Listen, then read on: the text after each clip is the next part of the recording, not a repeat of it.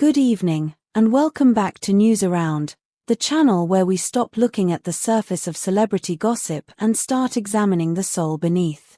In the vast, turbulent ocean of the entertainment world, we are often sold stories of happily ever afters or explosive, scandalous breakups.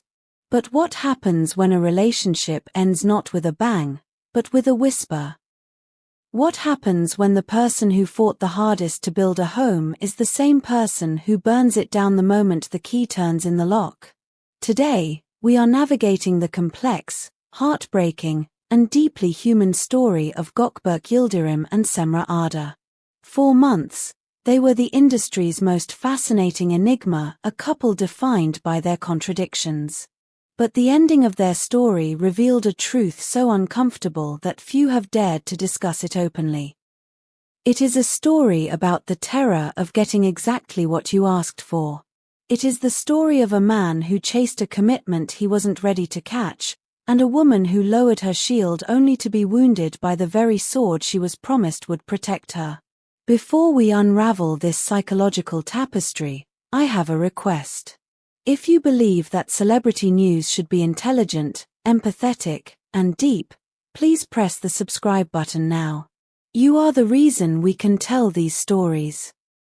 And for those who want to be the true pillars of this community, the join button is waiting for you. Your membership allows us to keep the lights on and the quality high. Now, let us step into the quiet room where this love story unraveled.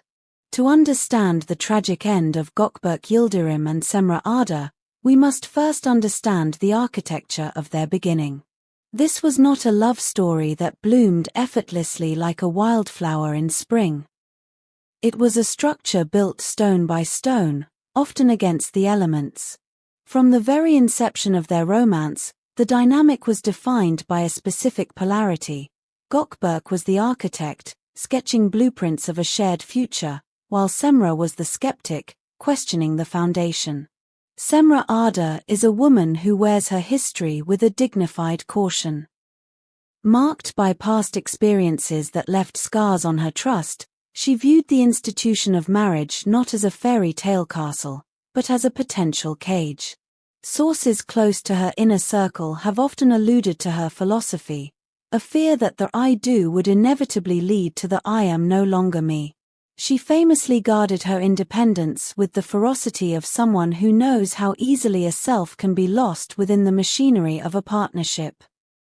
I don't want to lose myself inside an institution, was the sentiment that reportedly echoed through her private conversations, a mantra of self-preservation.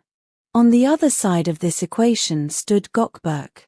For a long time, he played the role of the steadfast believer. He was the optimist in the face of her realism. He did not use force or ultimatums. His strategy was far more potent. He used patience. He used the seductive power of a vision. He painted a picture of a life where safety was not a compromise, but a guarantee. He spoke of a domesticity that existed away from the blinding flashes of the paparazzi, a sanctuary where they could just be two people, stripped of their public personas.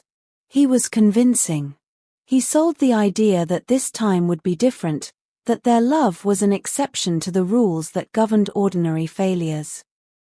It is a powerful drug, the belief that you are special, and Gökberk administered it with sincerity. He wasn't lying, he was dreaming. And eventually, the dream was infectious. The turning point of this narrative, the moment that makes the ending so devastating, was Cemre's surrender. It is crucial to understand that her yes was not a frivolous exclamation. It was a heavy, calculated decision born from months of grueling introspection. It was the result of late-night conversations where tears were shed and fears were laid bare on the table like cards in a high-stakes game. Accepting the proposal was, for Cemre, an act of dismantling. She took down the walls she had spent years meticulously constructing. She silenced the alarm bells in her mind that warned her of danger. When she finally agreed to the marriage, it was seen by their friends and family as a triumph of love over fear.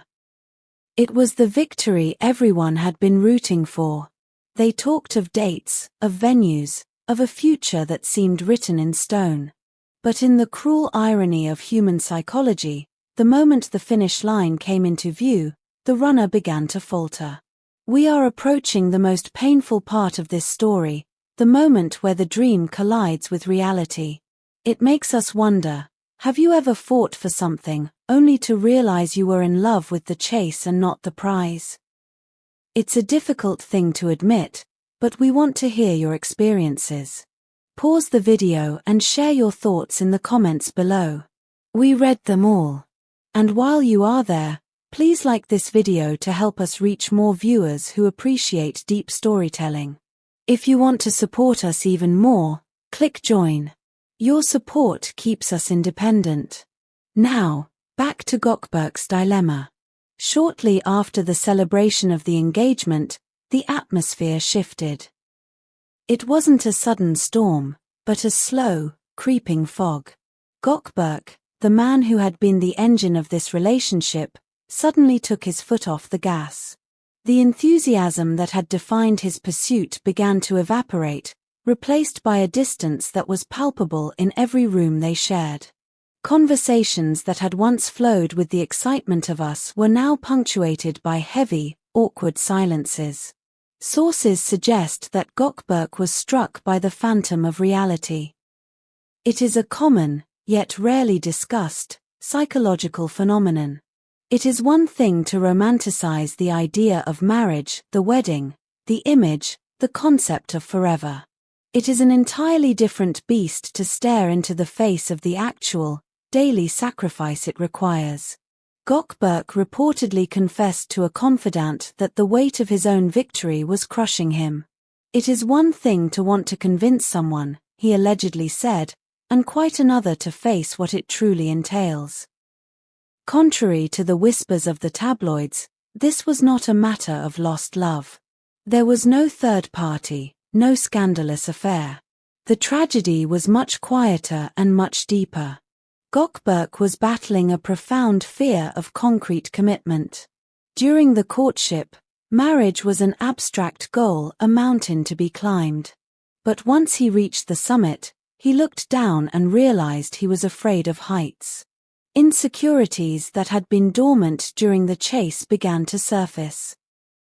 The fear of losing his freedom, the terrifying pressure of living up to the expectations he himself had set, and the haunting worry of repeating family patterns he had sworn to break, all these demons woke up at once. He reportedly told friends privately, when she said yes, I understood there were no more excuses. And that scared me. The safety net of the chase was gone.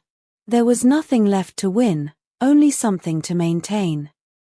And maintenance requires a different set of skills than conquest. For Cemre, this shift was a betrayal of the highest order. It was not just a breakup, it was a psychological reversal that left deep, jagged wounds. For years, she had been the one saying wait, not yet, I am afraid. She was the one who needed convincing. To finally overcome her own nature, to step out onto the ledge of trust because he asked her to, only to have him retreat into the safety of the building. That is a specific kind of cruelty. I felt like they asked me to trust, and when I did, they let me go, is the sentiment attributed to her during this dark period. She had done the emotional labor he asked for, only to find that he hadn't done his own. It wasn't just a romantic failure, it was a breach of contract. She had traded her security for his promise, and the check had bounced. As the private crack widened, the public pressure acted as a wedge. Friends, family, and the industry began to treat them as a fait accompli. The questions shifted from how are you, to when is the wedding? For Cemre, who had made her peace with the decision, these questions were met with a nervous but firm maturity. She was ready. For Gökberk, however, these questions were suffocating. The external pressure acted as an uncomfortable mirror, reflecting a version of himself he wasn't sure he could be. He felt observed, evaluated, and compared. Now everyone expects something from me, became the soundtrack of his anxiety.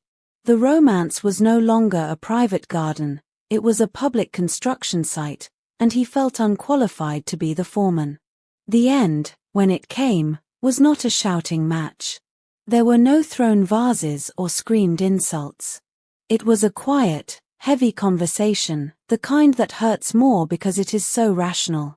Gökberk, to his credit, chose honesty over deception. He admitted that he wasn't ready. He confessed that he had idealized a scenario he didn't have the emotional stamina to sustain. Cemre listened. Though her heart was undoubtedly breaking, she appreciated the truth. But she also drew a line in the sand, a boundary of steel. She made it clear that there was no going back. She had crossed a threshold of vulnerability, and she was not willing to backtrack into the gray zone of maybe just because he had panicked. "I've already crossed that threshold," she reportedly said, signaling that if he couldn't meet her there, he couldn't meet her at all. In the aftermath, their paths diverged in ways that reflect their characters. Gökberk retreated into silence, perhaps understanding that there are no words to justify a retreat from a battle you started. He avoided public statements, hiding from the questions he couldn't answer. Cemre, conversely, entered a period of profound introspection. This experience became the forge in which her new standards were tempered. She redefined what she looks for in a partner, not just passion, not just promises, but consistency. She learned that the loudest declarations often hide the deepest doubts. This story offers a lesson for all of us watching. It reflects an uncomfortable truth about human nature. Sometimes, the people who insist most on commitment are the least prepared to handle it. They are in love with the idea of love, not the work of love. Gökberk didn't leave because he stopped loving Cemre. He left because love ceased to be a fantasy and became a job. The story of Gökberk Yıldırım and Cemre Arda is a tragedy, but it is also a liberation. For Cemre, it marked the end of compromising her emotional courage for someone else's comfort. It was the moment she realized that her capacity to commit was a strength, even if he couldn't match it. As we close this chapter, we are left with a lingering thought. Is it better to walk away before the wedding and break a heart, or to stay and break a life? Gökberk made his choice, and Cemre survived it. Thank you for joining us for this deep dive on News Around. If this story resonated with you, if you felt the weight of these words, please ensure you are subscribed to our channel. We are building a community of thinkers here. And please, consider clicking the join button. Your support is the foundation of our work. Until next time, look for consistency, not just promises. Goodbye.